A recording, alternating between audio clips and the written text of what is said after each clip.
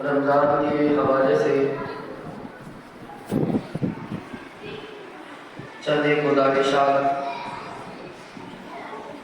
آپ کے سامنے رکھنا چاہتا ہوں اختصار کے ساتھ۔ سورۃ البقرہ پارہ نمبر 2 پہ رمضان المبارک کے احکامات آیت نمبر 183 سے لے کے 188 تک بیان کیے گئے ہیں۔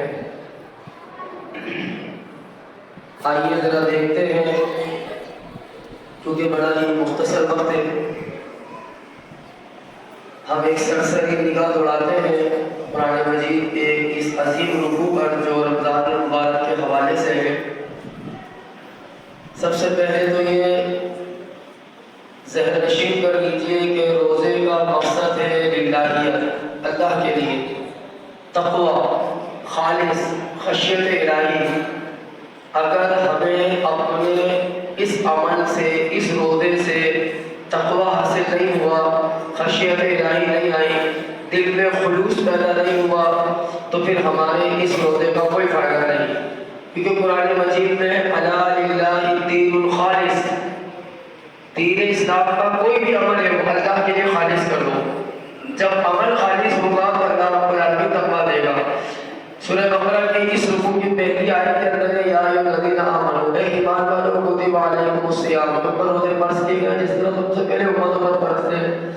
مقصد کیا ہے؟ لعلکم تتقون، تاکہ تم متقی ہو جاؤ۔ 3 باتیں اس میں بتائی گئی ہیں۔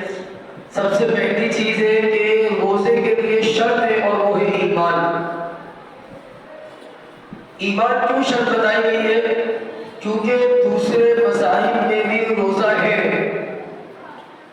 آج سے 1400 سال پہلے، 1500 سال پہلے جب محمد رسول اللہ صلی اللہ علیہ وسلم پر یہ آیت نازل ہوئی، اللہ رب العالمین نے روزے کی شرط ایمان کو کیوں رکھا؟ کیونکہ آپ 1400 سال پہلے جائیے تو آپ کو اندازہ ہوگا، اور آج کے اس دور کو دیکھیے تو آپ کو اندازہ ہوگا، کیونکہ ہندوؤں میں بھی روزہ ہوتا ہے جس کو کروا چوتھ کے نام سے عورتیں اپنے مرد کے لیے رکھتی ہیں، شوہر کے لیے رکھتی ہیں، وہ بھی روزہ ہے۔ صبح سے شام تک وہ کچھ نہیں کھاتی پیتی، وہ بھی روزہ ہے، لیکن وہ ہے اپنے شوہر کے لیے۔ دیکھیے، ہر یہودی بھی روزہ رکھتے تھے، عیسائی بھی روزہ رکھتے تھے، ہر کسی کے روزے کا انداز اور ٹائم روٹے بھی الگ ہے، لیکن ہمارا کتنا عظیم روزہ ہے جس کی شرط ہے ایمان، اور ایمان ہے اللہ کی ذات پر۔ اللہ کے لیے عمل ہے تو اللہ ہی کے لیے ایمان ہونا چاہیے۔ ایمان، یا ایھا الذین آمنوا، اے ایمان والو، ہر کسی کا روزہ قبول نہیں ہے۔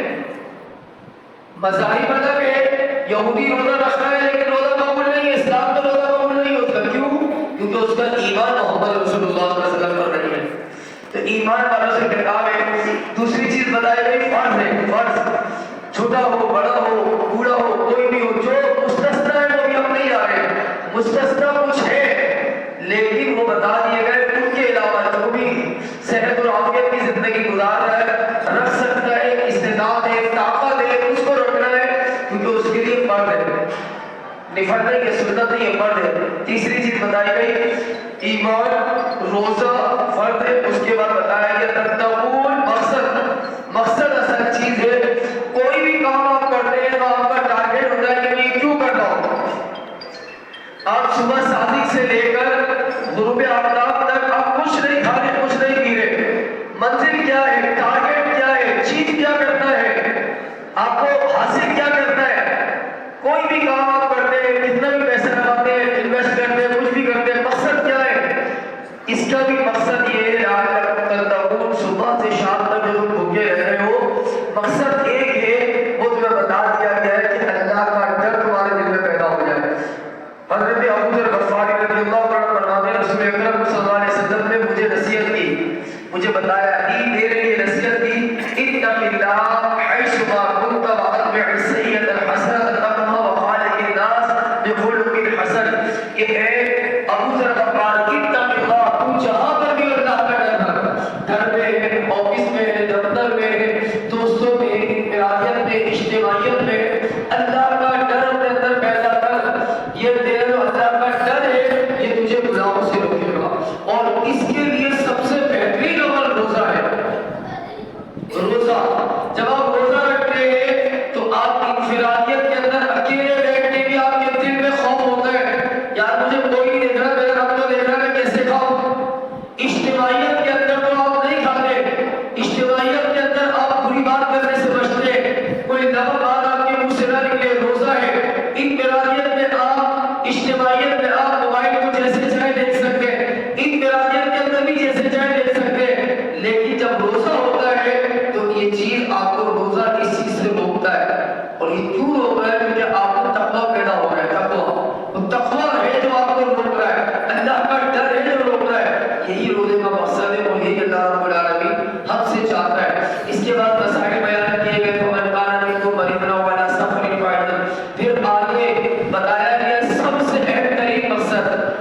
وہ کیا ہے کہ روزہ رکھ کے اپنے رب العالمین سے دعا مانگو. وَإِذَا سَأَلَكَ عِبَادِي أَنِّي فَإِنِّي قَرِيبٌ أُجِيبُ دَعْوَةَ الدَّاعِ إِذَا دَعَانِ. دعا کے چیپٹر کو روزے میں کیوں لایا گیا ہے؟ کیونکہ جب بندہ بھوکا اور پیاسا اور نڈھال ہو تو ظاہر سی بات ہے وہ اپنے مالک کو یاد کرتا ہے. مالک کو یاد کرتا ہے. بھوک کی وجہ سے جیسے بھی سارا دن بھوکا رہے, نعمتیں پڑی ہے سامنے, سب کچھ اللہ رب العالمین نے نعمتیں نوازی ہوئی ہے, لیکن آپ کھا نہیں رہے. کیوں؟ کیونکہ رب کا حکم نہیں ہے, اور رب کا حکم نہیں ہے اور آپ اسی ٹائم رب سے مانگ رہے ہیں. سب کچھ سامنے ہونے کے باوجود آپ رب سے مانگ رہے ہیں, تو اس کا مطلب ہے کہ آپ اللہ کی نعمتوں کا شکر ادا کر رہے ہیں. اس کا مطلب ہے کہ آپ کے دل میں تقویٰ پیدا ہو گیا ہے. پھر آگے بتایا گیا کہ لا تأكلوا أموالكم بينكم بالباطل.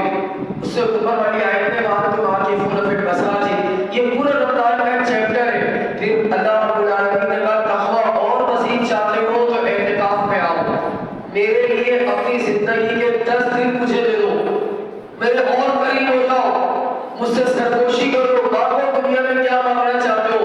وَأَنْتُمْ عَاكِفُونَ فِي الْمَسَاجِدِ, کتنے خوش نصیب ہے کہ حالت روزے میں ہو اور پوری دنیا کو چھوڑ کے اللہ کے گھر کے مہمان بن جائے. یہ کتنی بڑی بات ہے. لیکن یہ روزے کی حالت ہے بھائی, وہ اعتکاف کی بات کر رہا ہوں جو رمضان میں ہوتا ہے, اور رسول اللہ صلی اللہ علیہ وسلم کی زندگی میں 2 مرتبہ کیا ہے. وَأَنْتُمْ عَاكِفُونَ فِي الْمَسَاجِدِ, 20 دن کا کیا نا نبی علیہ السلام نے ایک ساتھ چھوٹنے کی وجہ سے.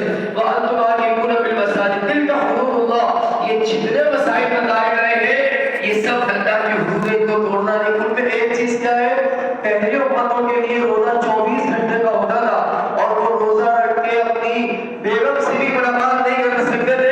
اگر کر لے تو مسئلہ ہوتا تھا, روزہ ٹوٹ جاتا تھا. تو اللہ رب العالمین نے مسئلہ بیان کیا, مُحِلَّ لَكُمْ لَيْلَةَ الصِّيَامِ الرَّفَثُ إِلَىٰ نِسَائِكُمْ, تم رمضان کی راتوں میں اپنی گھر والی سے ملاقات کر سکتے ہو, یہ آسانی ہے. يُرِيدُ اللَّهُ بِكُمُ الْيُسْرَ, اللہ آسانی چاہتا ہے. وَلَا يُرِيدُ بِكُمُ الْعُسْرَ, اپنے بندوں کے ساتھ سختی والا معاملہ نہیں کرتا. وَلِتُكْمِلُوا الْعِدَّةَ وَلِتُكَبِّرُوا اللَّهَ, جب یہ رمضان کی گنتی پوری کر لو تو اپنے رب کی بڑائی بیان کرو. پھر آگے بتایا کہ وَلَا تَأْكُلُوا أَمْوَالَكُمْ بَيْنَكُمْ بِالْبَاطِلِ, جھوٹے طریقے سے کسی کا مال نہیں کھانا. کیا مانا ہے کہ روزے کی حالت میں رزق حلال